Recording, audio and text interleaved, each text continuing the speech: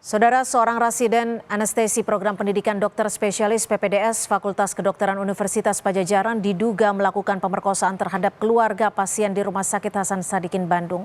Polisi sudah menangkap pelakunya dan apa saja keterangan yang sudah dikumpulkan polisi sampai saat ini kita tanyakan kepada Kombes Surawan, Direktur Reserse Kriminal Umum Dirkrimum Polda Jawa Barat. Selamat petang. Pak Dir, saya mungkin ingin bertanya, ini saat ini keterangan yang sudah diberikan oleh pelaku sudah sejauh mana? Jadi keterangannya sudah diberikan oleh pelaku bahwa hasil keterangan pelaku mengakui semua perbuatannya, menerangkan apa yang dia lakukan dari mulai dia membawa korban ke lantai 7 sampai dengan dia mengantar kembali korban ke keluarganya. Kemudian melakukan perkosaan juga di ruang lantai 7 gedung baru, di mana korban saat itu memberikan obat bius kepada pelaku memberikan obat bius kepada korban sehingga korban tidak sadarkan diri. Artinya obat yang dimiliki oleh pelaku adalah yang berasal dari rumah sakit tersebut ya, Pak Kombes Surawan? Ya.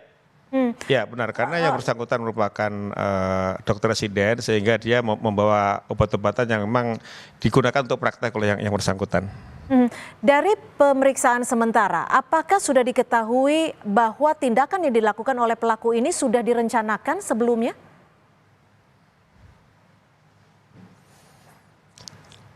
Tindakan dilakukan oleh pelaku ini memang sudah direncanakan, jadi dia memang sengaja mencari korban untuk dilakukan perkosaan sehingga memang pelaku ini sudah sengaja merencanakan perbuatannya begitu, Mbak.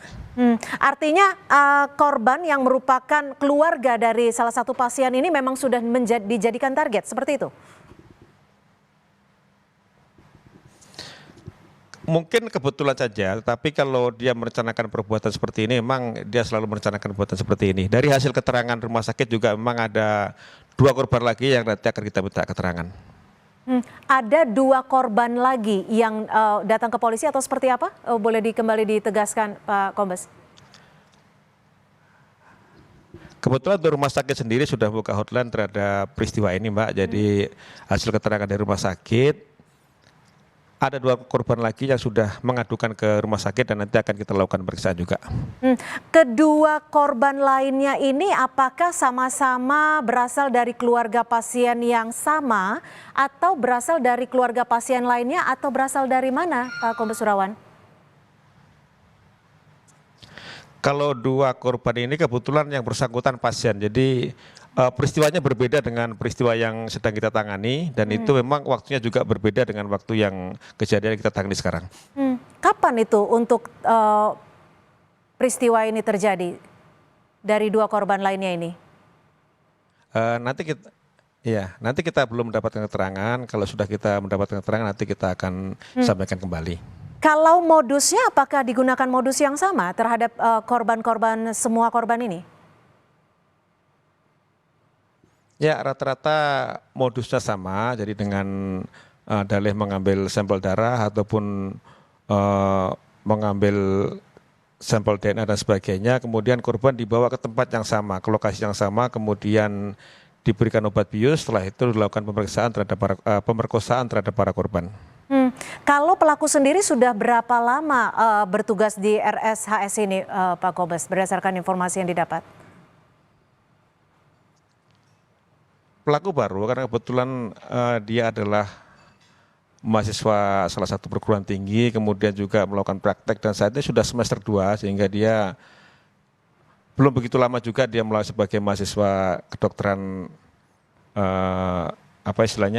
residen. Jadi dia baru juga praktek di rumah sakit itu. Saat pelaku melancarkan modus dan juga tindakannya terhadap para korbannya, apakah ada saksi, perawat atau dokter lainnya atau seperti apa?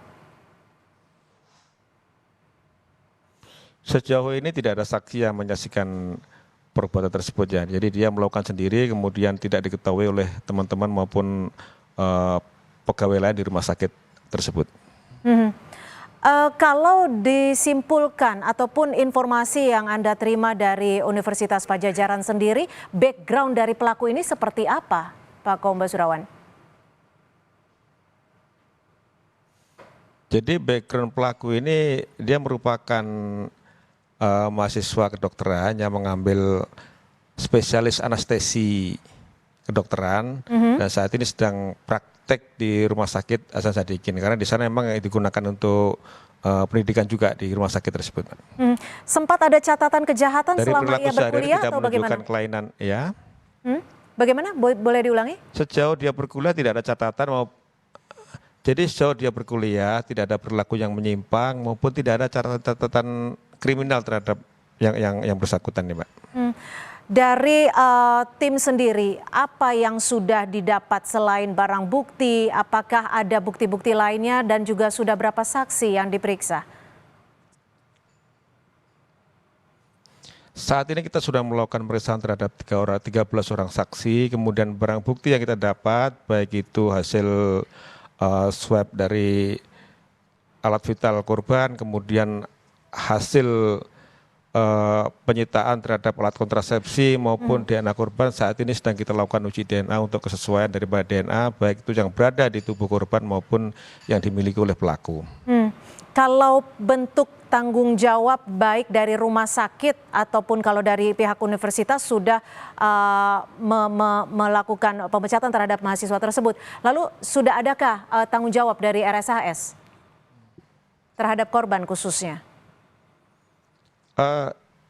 Sejauh ini RSHS memang bertanggung jawab terhadap korban, memberikan terapi psikologi dan sebagainya supaya tidak menderita trauma secara psikologis. Di samping itu juga dari RSHS sejauh ini sudah membuka hotline pengaduan manakala ada korban-korban lain yang menjadi korban daripada pelaku. Oke, jadi artinya kami konfirmasi kembali hingga saat ini sudah ada 3 korban yang melapor terkait dugaan perkosaan dan juga pembiusan ya Pak Surawan. Ancaman hukumannya singkat saja.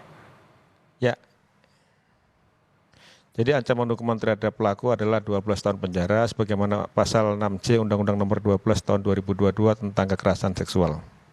Baik, terima kasih Kombes Surawan, Direktur Reserse Kriminal Umum Dirkrimum Polda Jawa Barat. Kami nantikan kembali informasi lainnya dari Anda nanti.